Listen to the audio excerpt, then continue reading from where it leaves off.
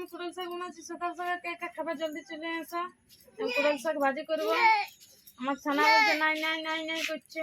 বলছে আমার চুলাই নেই ধরে কুড়াল শাক বানানি, কি করে ফট করে গেলে তো চুলার ধরাই নিব এখন।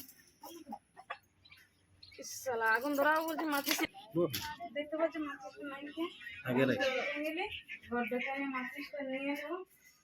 মাছিসটা নিয়ে নিয়ে তো আচ্ছা নিয়ে আসলে একটা একটা করে দিয়ে নিলি, সব দিয়ে দিলি।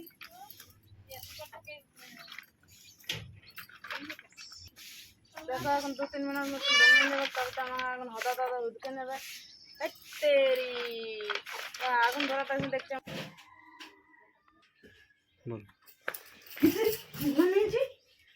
আগুনটা উৎকা নিয়ে কত বাসন আছে, বাসন ধুতে দেবো